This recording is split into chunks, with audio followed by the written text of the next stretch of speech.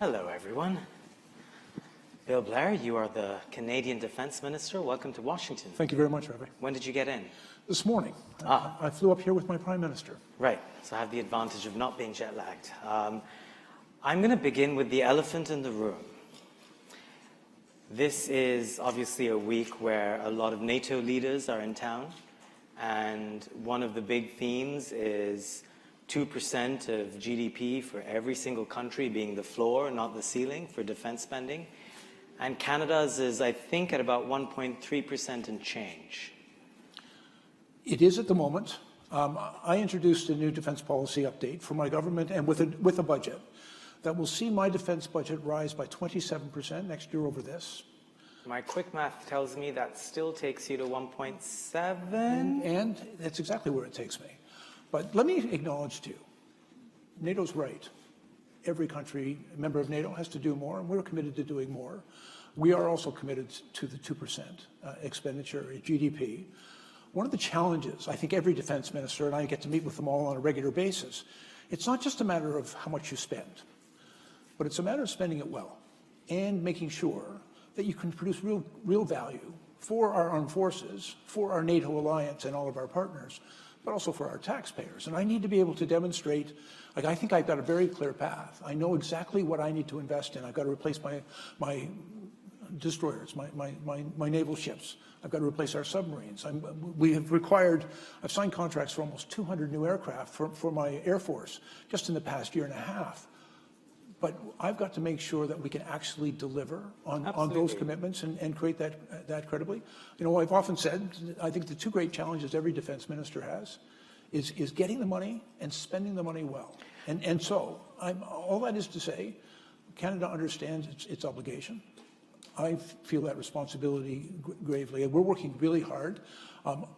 The defense policy update that we've just produced moves us forward very substantially and doesn't get us entirely where we need to go. But there are things in that document as well that talks about the investments we know we have to make. Replacing the submarines, for example, creating a new integrated air and missile defense system for Canada's responsibility in North America. All of those things inevitably take me over 2%. So, but there are people in this town who will say that is a lot of words, and what you're saying is we will be more efficient. The subtext could be that other countries are not. But the criticism still remains. I mean, America's defense spending is way north of 2%. Yes. That Canada might be seen as a free rider. And I have no intention of Canada being a free rider. First of all, we've already made a commitment to NORAD. NORAD is our most important relationship here in North America with the United States. We're investing nearly $40 billion into NORAD modernization, including over-the-horizon radar systems, new satellite systems, a number of very significant capabilities. We understand our responsibility to that relationship. Similarly, in Europe and in NATO, Canada is leading the forward enhanced presence in Latvia. We're making very significant investments there. I'm in complete agreement with my allies that Canada must do more. The day I got this job, I've very publicly taken that position. We must do more, and we will do more.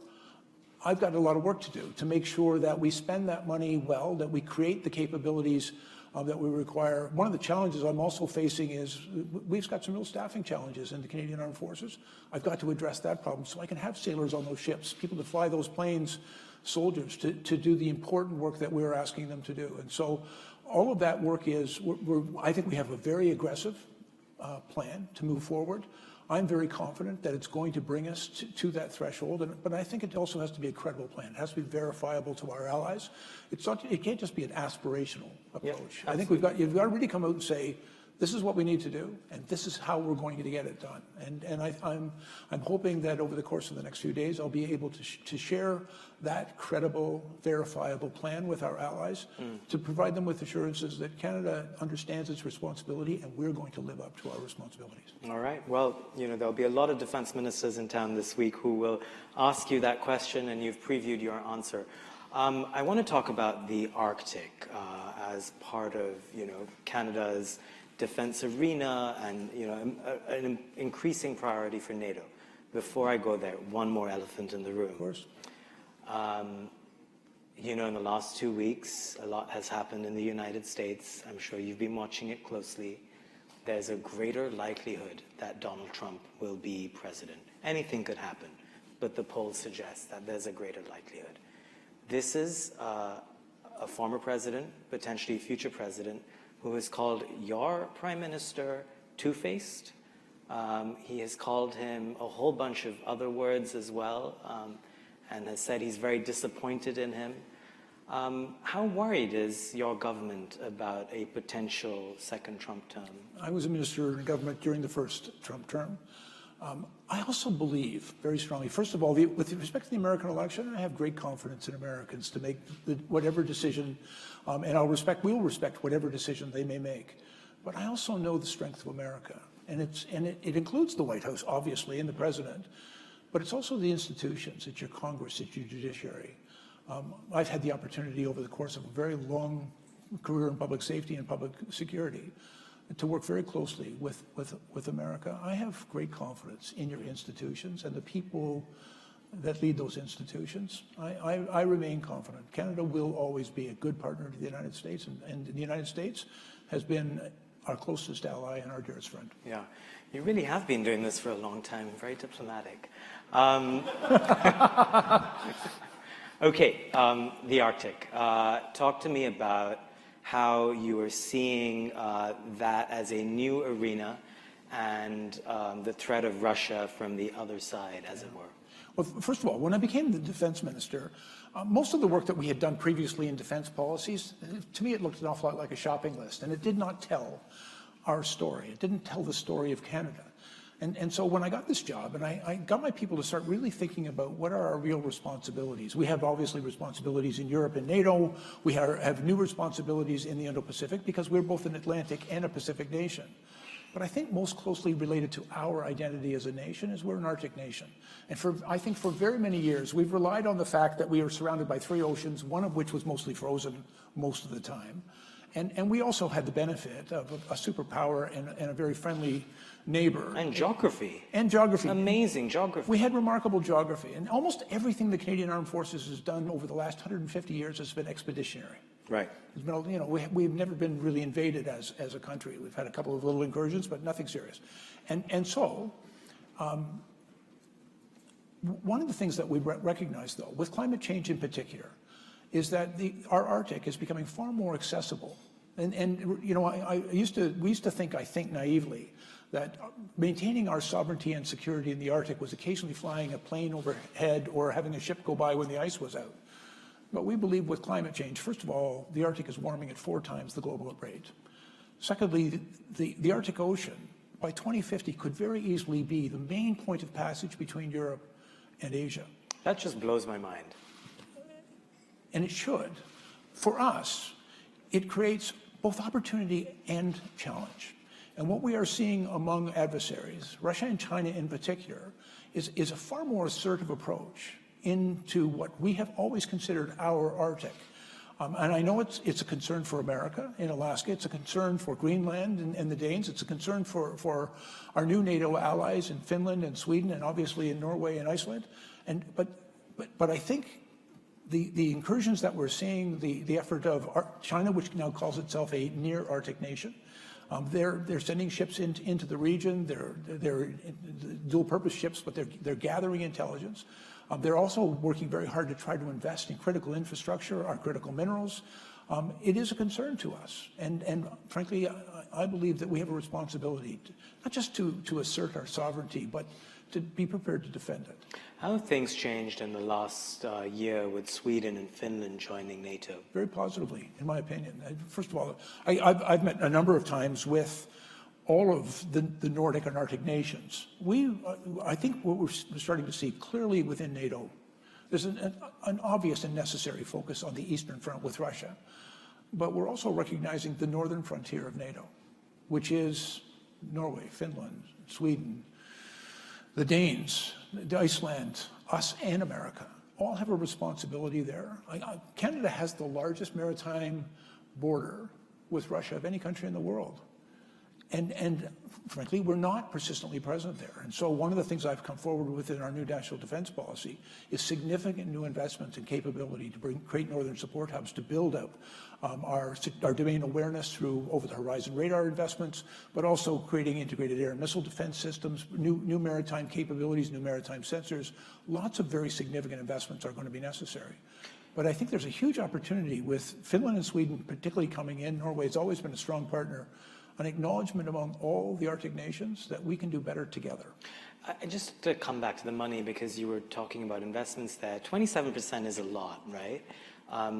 Have you been able to convince the Canadian population of the importance of these investments? Yeah. Because obviously it takes away from other stuff. Well, and I'll tell you, when I first got into this job, we did some polling on it, and about less than a third of Canadians really supported defense spending. And it didn't make the top 20 list of priorities. But we've had a very robust conversation with Canadians over the past year. We've talked about not just the risks. Frankly, I don't like scaring people. I'm a police chief, and in my earlier life, and I just don't like making people afraid. But at the same time, you need to make them aware of the challenges that we face and of our responsibilities. And what we've seen just over the past year in Canada, support for defense spending has more than doubled. It's over 65% right now. And it's gone from not on the top 20 list of spending priorities into the top 5. And so I think that the conversation has been a good one with Canadians. There's a good understanding that we have to make these investments, and it's not just. I will confess to you, it's kind of difficult to go and explain to your population that we need to spend this much money to meet a mathematical formula. You've got to talk about why, and you've got to talk about how. Well, and also the threat is much further away. You're not Poland. We're not, but the threat's coming to our door. And it's because the Arctic, as I've said, is becoming far more accessible than it was ever in the past. And the nature of technology and conflict is changing as well. And so what we're seeing, we saw with the use of drones, cruise missiles, ballistic missiles, and Iran's attack on Israel. We see it every single day in the Ukraine. And we see it through asymmetrical warfare, which includes cyber attacks. Like all of these things is making our security a greater challenge. And you know, what we understand that we need to do is we need to make our adversaries think twice before they just come and take advantage of the opportunity that exists in North America. I also very mindful I have responsibilities to my American colleagues as well. They've made a huge investment in security for the Beaufort and the Bering in Alaska. But right now, there's not an awful lot between Alaska and Greenland, and that's my responsibility, and we're going to live up to it. They'll be listening to you this week. We haven't talked about China much, but very quickly, you know, in this town, there's been a real shift in attitudes towards China in the last 5 years. Europe, it's a bit more mixed. Where does Canada sit? I have gone to NATO a number of times. I had a number of conversations. I was in Singapore just last month. I met with the Chinese defense minister. I told him that I've been sending my ships through the Taiwan Strait. We do it with the Americans. We do it with a number of allies because we believe in the importance of defending the principle of freedom of navigation in international waterways. We talked about, actually, I had a very candid conversation with my counterpart about foreign interference in our domestic, in our elections, against our critical infrastructure, some of the cyber attacks that we have seen, which we believe are done either by the PRC or by their proxies. And we talked about, frankly, the coercive activities that they engage in against our citizens who may be of Chinese descent, none of which is acceptable. And I think it's important to have those conversations with them. And at the same time, I think being aware of those risks and responding appropriately. I'm not trying to start a fight, I'm trying to prevent one. And I think by being strong and by being united with our NATO and American partners and in the Indo-Pacific, I think everybody's trying, and certainly in the Indo-Pacific, they're trying to find that place where, you know, between America and China and where the right place to be. I know where my place is in that relationship, and of course it's our closest ally and partners is obviously with the United States. But in the defense of North America, you may recall the Chinese sent surveillance balloons over top of the continent. That was concerning. We've also seen, as I said, dual-use ships going into the Arctic Ocean, and you know, clearly intelligence gathering and mapping. And we've seen a number of efforts that they've made to try to invest in our critical infrastructure. They've done it around the world, but we're taking the steps necessary to defend our interests. And I think there's more to be done. Canada, I believe, has been strong in its response and needs to be even stronger among our allies. Last question, India. This is an area of great divergence between Canada and the United States. The US and India have been improving their relationship over the last 20 years. Canada's in the last 18 months has declined precipitously. What do you think is going to change? Modi just won another 5 years. It's a difficult relationship. How do you think that's going to change? It's a difficult relationship, but it's an important relationship. Canada needs India, and I believe India needs Canada as well. First of all, we have a very substantial Indian diaspora in Canada, and it's an important relationship to those Canadians as well. But the trade relationship, I think we've got some work to do. There are some challenges. I think you'd acknowledge that. There have been some challenges with respect to the actions and the evidence of the Indian government engaging with part of our Indian diaspora in Canada. This was an assassination, and the which assassination they deny. You Najjar, claim that India was responsible. But at the same time, I would also acknowledge to you that relationship is an important one. And I think what mature governments do is what we're doing now, is working through that relationship. Yes, they have strong areas of divergence where we just fundamentally disagree. But at the same time, I think we have a responsibility to the future of both of our countries, is to work it out and to find a way to reconcile that so it's mutually respectful.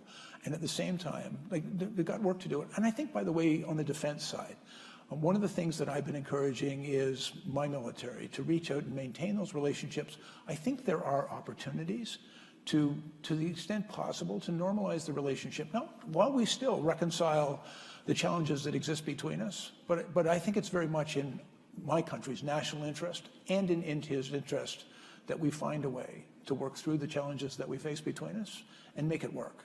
And I think that's the responsible, even frankly with all of the difficulties we have with China. I would also acknowledge China as a very significant economic power in this country and an emerging military power as well. It is incumbent upon us to find ways to peacefully coexist and at the same time draw very clear lines about what is acceptable and what is not. Here's to that. Minister Blair, real pleasure. Thank you, Ravi.